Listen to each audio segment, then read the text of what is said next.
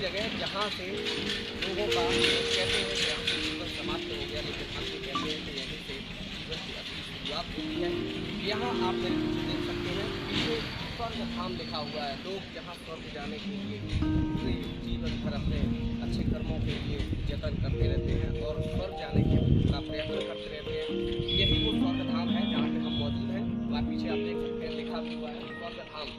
अंदर लेकर चलते हैं कि यहाँ ऐसी क्या खासियत है, ऐसी क्या चीज़ें हैं जो वाकई में यहाँ से जीवन की शुरुआत की बात कहती नजर आती है।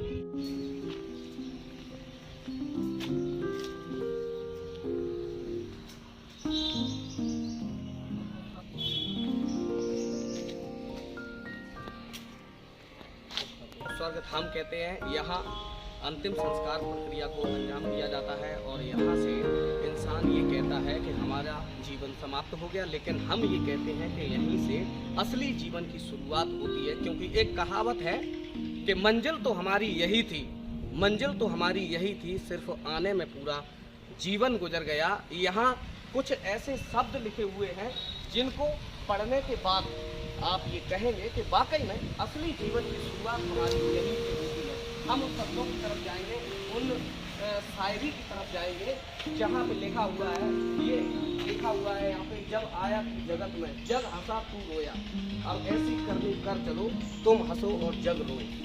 ऐसी ही एक और यहाँ पे लिखी है कि एक माँ के 4 बेटे और माँ गुजरी तो चंदा हुआ, तो चंदू के आंसू छल छला आए, तो रिश्तों को शर्मिंदा देख जैसे घायल परिंदा देखा।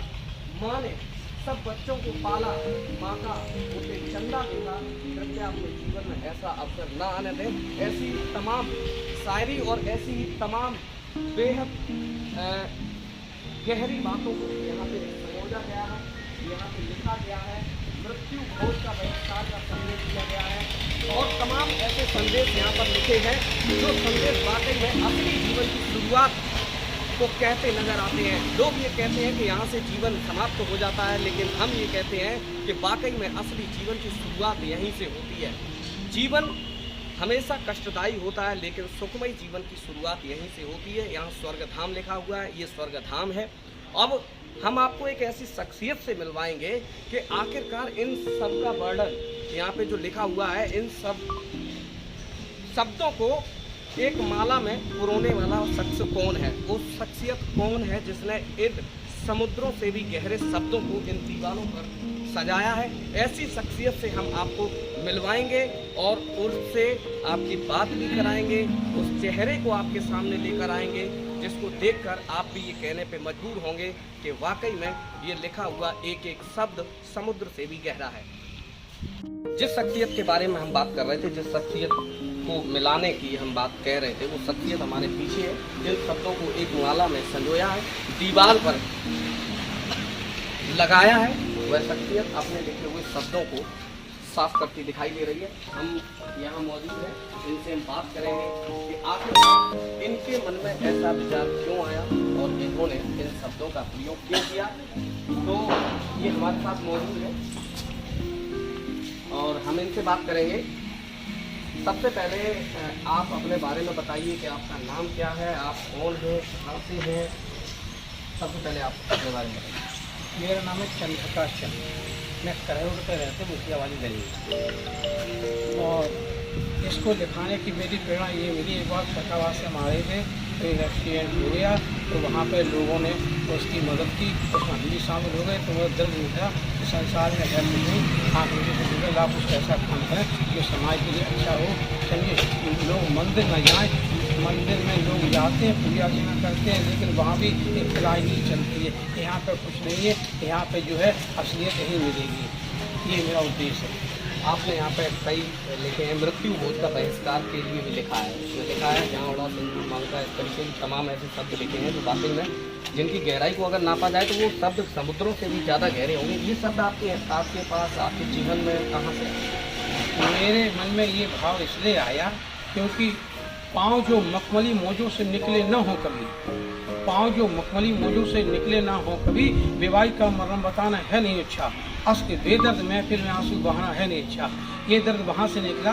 बहुत से लोग जो है कहते हैं तेल भी करो, लेकिन उसके पास व्यवस्था नहीं है और फिर भी तेल भी करवाते हैं। तो जहाँ उड़ा सिंदूर मांग का विधवा करे बिलाप, वहाँ दया का धर्म त्याग कर भोजन करते आप।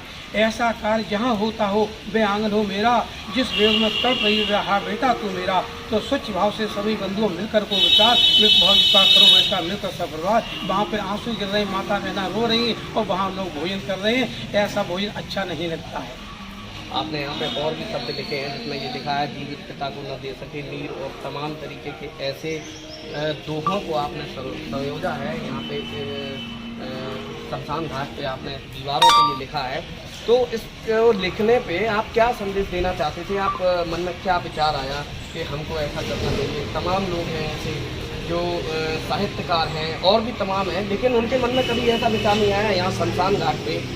क्या मानते हैं आप इसको, नए जीवन की शुरुआत या क्या मानते हैं? देखिए, इंग्लिश में 2 शब्द हैं, एक जॉब एक हॉबी।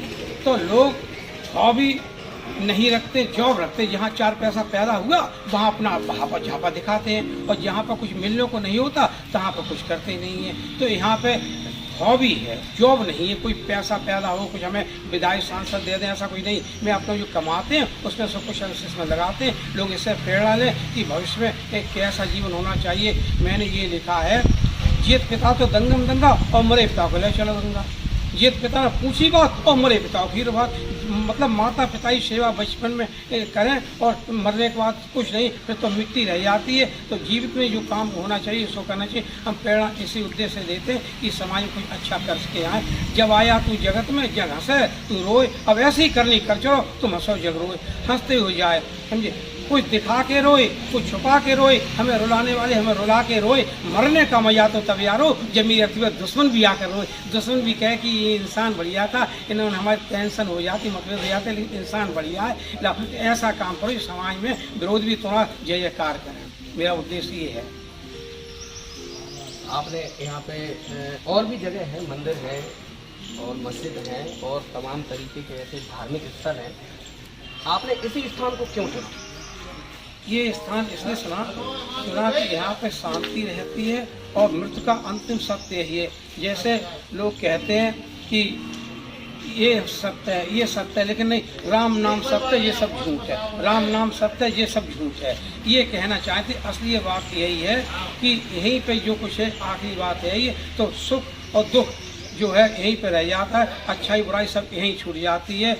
ये मेरा उद्देश्य है। तो आपने इनको और भी हमारा चैनल को पूरा देश और कई जगह हमारे चैनल को देखा जाता है, तो आप तो क्या ऐसा संदेश देना चाहेंगे जो आपकी बात को लोग माने और अपने जीवन में उतारने का प्रयास करें? क्या कहना चाहेंगे? मेरा उद्देश्य ये है कि समाज में हमारे जैसे लोग और खड़े हों जो समाज में कुछ अच्छा कर सकें, क्योंकि कुछ समाज में ऐसा करके जाएं जो समाज लोग उनसे प्रेरणा लें। बस मेरा उद्देश्य ये है।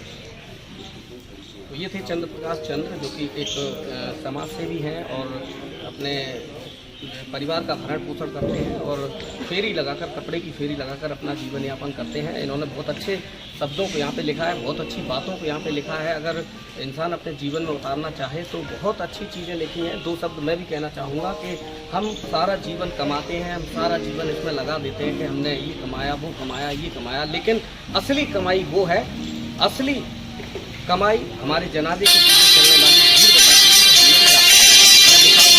सत्यम समाचार, मैन।